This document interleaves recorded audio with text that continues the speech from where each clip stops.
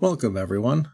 In my aim to truly cover all VTM material in this series, you will sometimes see lesser known entries that weren't part of typical book releases, with this being one of the first. In this episode, we'll be taking a look at Purgatory. Purgatory is a short setting piece for Vampire the Masquerade featured in White Wolf magazine number 28, the August and September 1991 issue. As it has been difficult to find clear release information on the earliest books, I'm doing this one in between two of the full books just to balance things out a bit, but it is likely that this may have been available slightly before or slightly after releases such as Ashes to Ashes and Chicago by Night. And indeed the intro for the setting says it can be easily featured as part of Chicago and the Forged in Steel Chronicle, but that it is set up in such a way as to be used in a chronicle set in nearly any city in North America or Europe. Written by Graham Davis, a contributor to the original core book, and featuring art by Richard Thomas and Josh Timbrook, with a map by Chris McDonough, the article briefly describes an Anarch bar known as Purgatory and features a number of characters and events that can take place there during a game. As noted previously, it was featured in issue number 28 of White Wolf magazine, which is available as a PDF from DriveThruRPG, as with most issues of the magazine. Otherwise, original copies of the magazine can often be found on resale and auction sites for relatively cheap. This piece and its noted characters are most likely considered non-canon, as it is meant to be used as a setting wherever you might need it, and indeed the characters featured here do not seem to be used elsewhere at any point. Though a bar known as the Purgatory is noted much later in the book DC by Night, it appears to be unrelated to this establishment and its characters. Despite this, Purgatory offers a good look at the kinds of characters and stories that can populate a simple nightclub setting, even when divorced from the larger, more heavily connected narratives we've seen in previous titles. Refuge of Anarchs. Purgatory is noted as a hangout for Anarchs, as in this unnamed city the elders of the Camarilla do not allow their kind into the various Elysium that they convene in, often located in museums or opera houses. As most Anarchs have laid claim to the area of the city known as the Rack, Purgatory was established there to be a safe place for them to meet. Due to this, the younger kindred began to use the bar as their own version of an Elysium, treating it much the same as the Camarilla do their own. No physical violence is allowed within its premises, and its mortal patrons are to be left unmolested by the kindred who hang out there, though it is not unheard of for the occasional new kindred to number their sire from among its regulars, and many are invested in seeing the establishment flourish. Over time, Purgatory has become a refuge for these younger kindred, and a place of learning for those who have been poorly taught by their sire or abandoned outright with no place to turn. Its proprietor, Jean-Marie, may even seek to arrange an introduction to the prince for those abandoned in order to be accepted and allowed to remain in the city. It has become enough of a mainstay that an elder or two can sometimes be found slumming it there. Many young kindreds see it as a great hangout where one can safely interact with others of their kind and learn about what's going on in the city or learn more about what it means to be kindred, making it a focal point for many events to spiral out from. The club is situated not far from the city's entertainment district, but located off the beaten path and only sports a small sign, making it difficult to find for those not in the know. Despite this, it has a reputation far outside even the city among musicians, punks, and other subcultures. Originally built in the early 19th century, the building started out as a clothing factory and was acquired by Jean-Marie in the 60s and turned into a club that operates out of the basement of the building. Since that time, it has focused on a variety of musical genres, shifting the clientele through the decades, but has otherwise changed very little in appearance, mirroring its unchanging owner. Live bands will often play, and Jean-Marie has been known to bring in some of the biggest names in their genres throughout the years, often keeping to current music trends, and old posters from prominent bands that have played there litter the walls outside the club. Though most of those who frequent the bar are now of the punk or gothic punk persuasion, bedecked with mohawks, safety pins, and garish leather outfits, they are hardly the only folks who take refuge in Purgatory. There are art student holdouts from when the club had been in its new wave era, and it is often frequented by a variety of others including blood dolls, cross-dressers, and even some rappers. Purgatory is a place of acceptance welcoming the dregs of society, a refuge for all the disenfranchised of the city. Purgatory is governed by two sets of rules, one set for its mortal patrons, and one for the kindred who frequent the establishment. The rules for mortals are much the same as any other club. Right of admission is reserved, ID may be required for entry or to get a drink, and being an obnoxious jackass is generally not tolerated. For the kindred in attendance, the expectation is to leave all feuds at the door, as the club is neutral territory, and any who would choose to ignore this should stay far away. In addition, the property is a no-hunting zone, and the mortals in attendance are to be strictly left alone. This doesn't stop someone from following a clubgoer elsewhere to feed, but even that can be viewed as bad form, as nobody wants any accidents that could tie back to the club. Layout. A set of stairs lead down into the club and pass by a cloakroom with an office behind it. Past this is the main room of Purgatory, which features a stage in one corner, a bar in the opposite corner, and a large dance floor. There are a small number of tables set up away from the stage, but the area is mostly unfurnished otherwise. Though there is a high-end lighting setup for the stage, most of the rest of the area is kept in perpetual darkness. The area is painted in dark colors, and the walls are decorated with strange paintings based on the works of artists such as William Blake and Hieronymus Bosch. The area is perpetually loud and is almost impossible to hold a conversation in. The bar here is of standard fare, standing about 4 feet high and made of wood with a hinged section at the end to allow the bartender through. The top of the bar has the names of countless patrons and bands carved into it, and a mirrored wall behind has numerous types of brands of alcohol and beer on tap, transported through from the storeroom. The storeroom sits on the other side of the mirrored wall, sparse and lit by a single bulb, and it stores crates of kegs for use by the bar. The only thing of note for the dance floor is that the common ultraviolet lights present in many clubs are not present here. Instead, there are bars of fluorescent light tubes around the area, covered in violet cells, that makes them nearly indistinguishable from the other. It is a subtle thing, but one the Kindred patrons appreciate, as though ultraviolet light does not harm them, it can still cause discomfort. Just off the main room, near the entry stairs, is a room containing a sidebar and more tables for sitting and conversing in a quieter atmosphere. The music from the other room still floods in from the doors, but it is possible to hold a conversation here.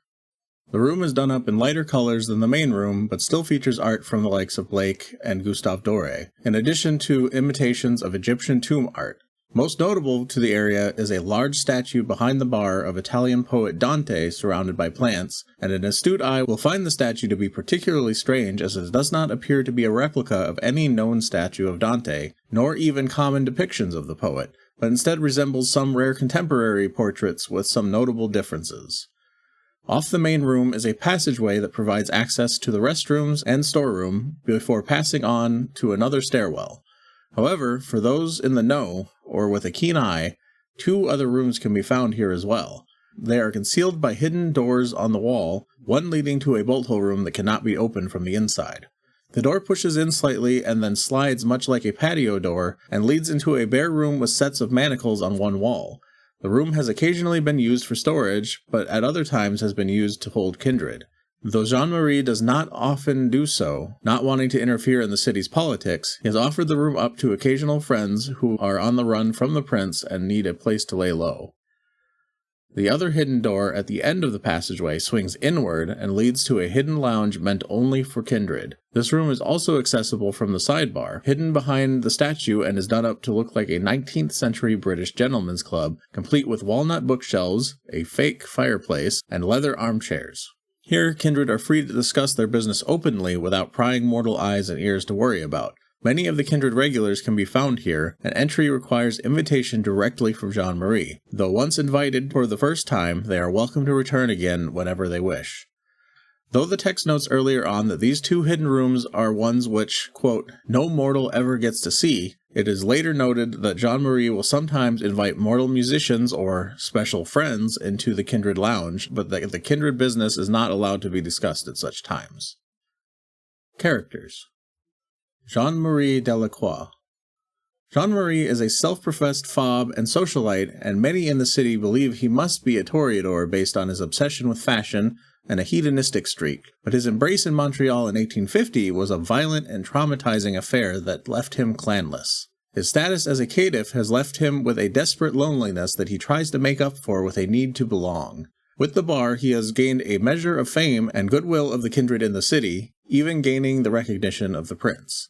The bar's neutral status has allowed a number of potentially bad situations to be resolved through discussion and have helped him gain some of the notoriety that he seeks, while his unassuming nature leads many to regard him as unthreatening, which in turn affords him a measure of safety. To those who know him well, the foppery is but an affectation, and his need to surround himself with music, fashion, and a strong social life all tie into how he maintains his humanity and keeps the beast at bay. He loves music, and this love was the primary reason he established Purgatory, acting as a way to bring the music and bands he loved to him. Despite his formal appearance, he truly loves punk music, and it has quickly become his passion. Likely the genre's often nihilistic messaging appealing to his heart in some fundamental way. Overall, the strong place the bar has in the lives of the mortals and kindred in the city who frequent it helps bring Jean-Marie a level of peace that he might not otherwise know, giving him a way to not only belong, but to contribute. Carl Winter. Carl is a ghoul and bouncer for Purgatory. He has a strong follower mindset and started life as a thug. He met Jean-Marie in the mid-60s when the club first opened, having been sent to extort protection money from him. This turned instead to him bouncing for the club and ensuring such a thing never happens again. Carl is very loyal and believes that Jean-Marie will one day give him the embrace. This is not going to happen, but the vampire does nothing to dissuade these beliefs. Despite the penchant of the club and its patrons to be of the punk persuasion, Carl actually hates punk music and the fans that go with it, and though he does his best to tolerate it, he is likely one bad day away from making it someone else's problem. He regularly tries to convince Jean-Marie to convert the club to a, quote, more sedate place, but has thus far been unsuccessful. Peter Eckert. Peter is another ghoul and acts as manager of Purgatory. Originally a musician who played at the club when it first opened, he and Jean-Marie became fast friends due to their similar backgrounds. Having been abandoned by a mother he never knew, Peter spent much of his youth growing up in various institutions and found an escape in music. He had a strong desire to find a place to belong and make a life for himself, and has managed to do so through Purgatory and his friendship with its proprietor. Jean-Marie treats Peter like a son, and there are strong rumors that the vampire will soon request from the prince the right to embrace the man. Juliana Scoruzzo de Siba. An elder of the city and close friend of Jean-Marie, Juliana was born into a prominent family in a small Italian town in the mid-16th century. Her grace and beauty led her family to send her to Genoa to hopefully match her with a prince and increase the family's station. While there, she turned many heads and soon came under the protection of a well-connected man who was a trusted advisor to many at court. Claiming to be a distant relative, the man was, in fact, a Ventru, and their wedding saw her removed from mortal life. Not long into their time together, the man saw his untimely end at the hands of the Inquisition, but Juliana managed to escape and set out on her own to see and learn more of the world. Through this, she acquired a strong education that far surpassed any she could have had if her family had succeeded in their aims for her. A true Renaissance lady, Juliana has an extensive education and is a talented painter and sculptor.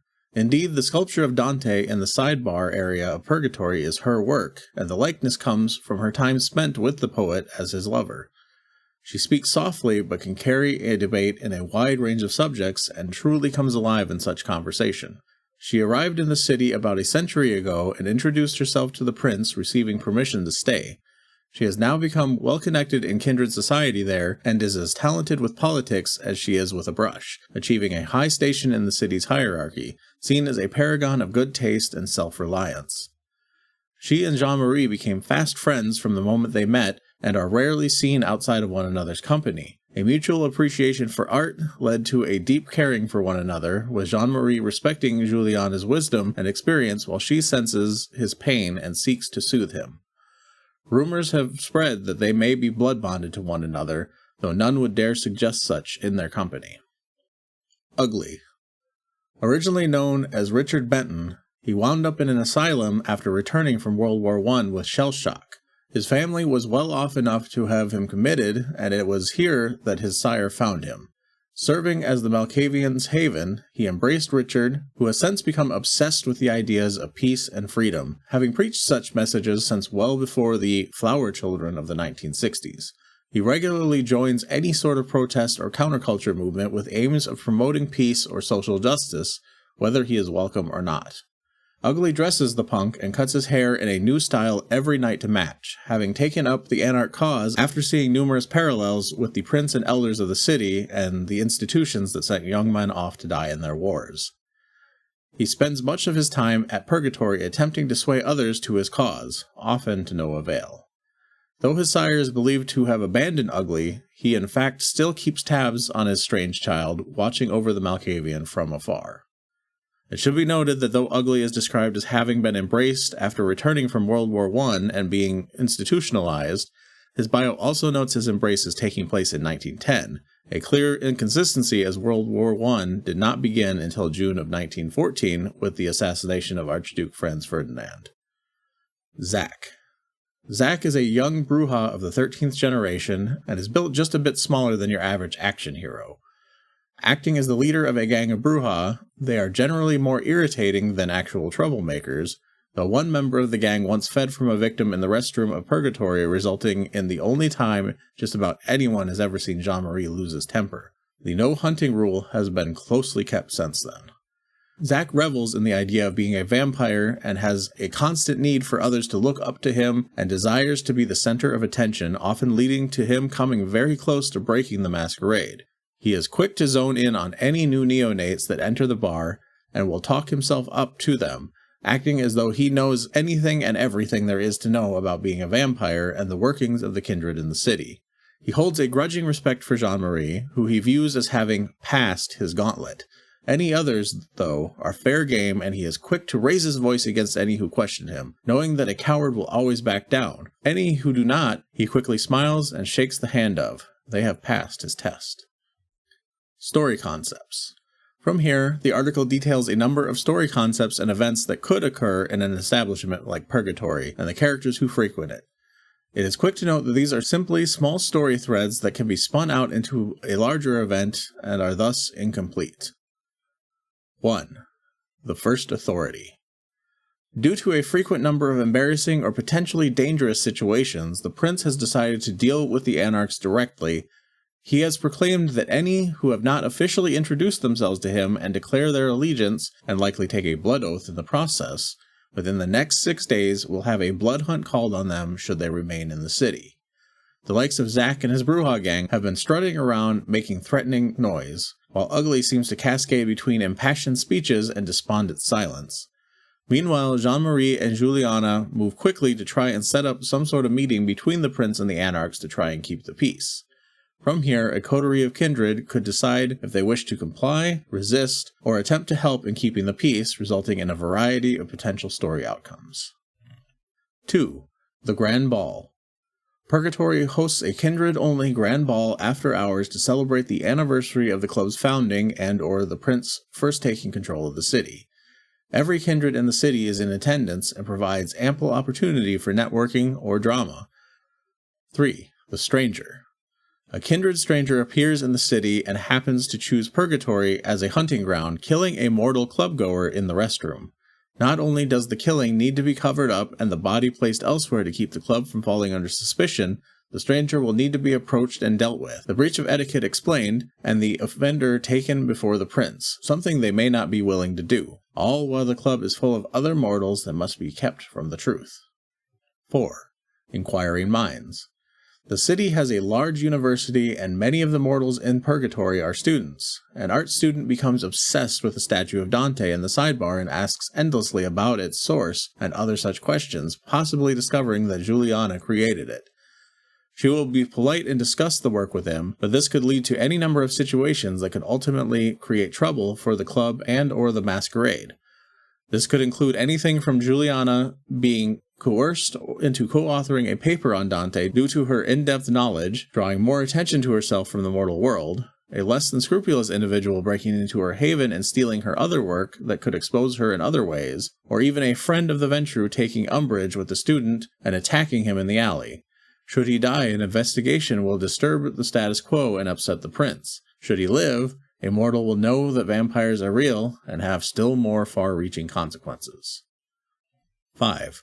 Illegal substances. Like many nightclubs, Purgatory is not immune to police investigation or interference. Though Jean-Marie tries to dissuade as many as possible through bribes and other such methods, and Jean-Marie tries to keep the club clean of illicit drugs, sometimes a police raid is bound to happen. The mortals can look after themselves in these cases, but too much scrutiny can be a problem for the kindred of the club.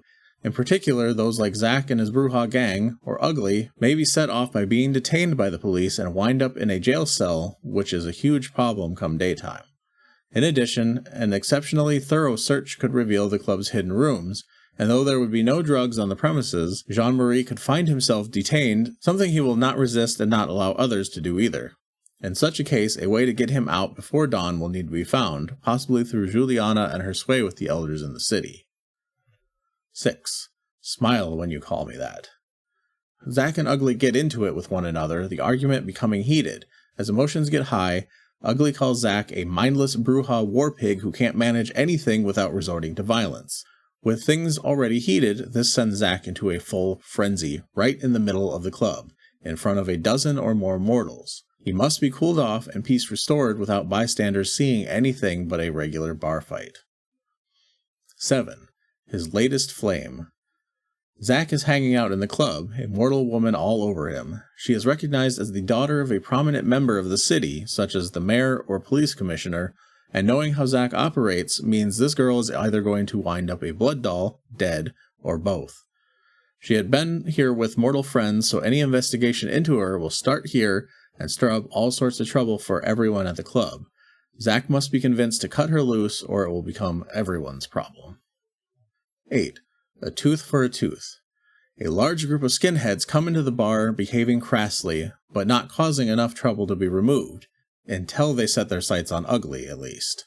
Picking on the seemingly docile hippie, they are eventually removed from the establishment, but wait outside until after close for Ugly to exit the building and beat him unconscious with metal bats.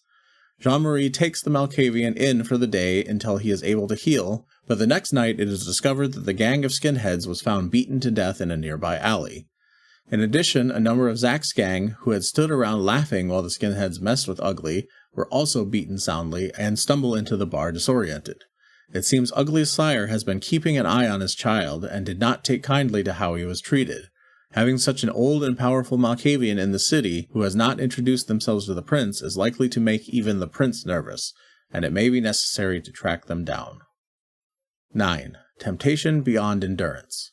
A fight breaks out in the club amongst two mortal skinheads. They draw blades on each other during the altercation, and one manages to cut the other deeply, drawing a significant amount of blood.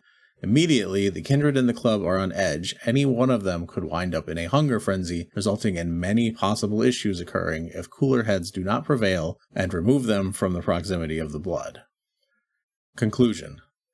This concludes the Purgatory setting, offering a number of characters and options to spice up a larger story or act as a jumping-off point into a greater tale. Unlike other materials seen so far with a clear direction in mind, this short article was one of the first truly plot-agnostic pieces of material available for Vampire. Over the years, a number of other interesting articles and features appear in White Wolf magazine, and I will continue to cover them as they come up in the timeline of releases. For now, we will dive back into the Forged in Steel Chronicle and learn what else the city of Chicago has in store for us via Chicago by Night. Till next time, always remember to stay on the good side of the kindred who owns your favorite hangout.